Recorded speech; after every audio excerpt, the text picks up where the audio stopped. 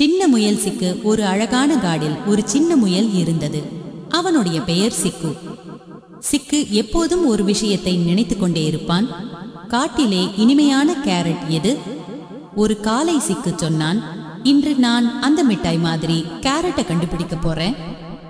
அவன் துள்ளி துள்ளி பயணத்தை தொடங்கினான். யானையா நண்பனா? சிக்கு நடந்து செல்லும் போது ஒரு பெரிய யானை வந்தது.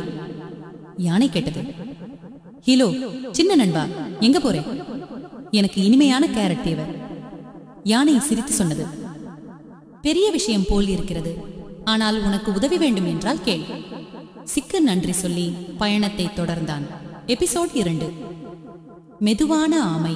அடுத்தது அவன் ஒரு ஆமை பார்த்தான். ஆமை மெதுவாக நடந்து கொண்டிருந்தது. சிக்கு கேட்டான், நீ இவ்வளவு மெதுவா? ஆம், ஆனால் நான் நிதானமா செய்வேன். அப்படின்னா திரும்பவும் தவறே வராது. சிக்கு யோசித்தான்.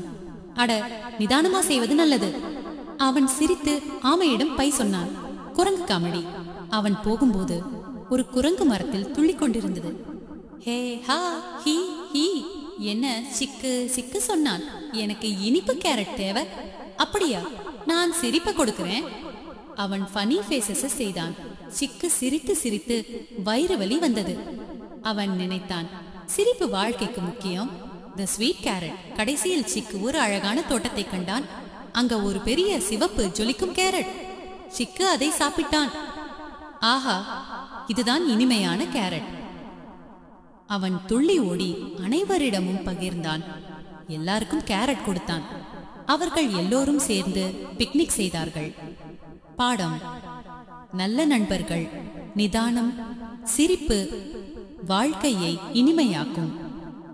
கேரட் மட்டும் இல்லை, மனசு நல்லா இருக்கணும்.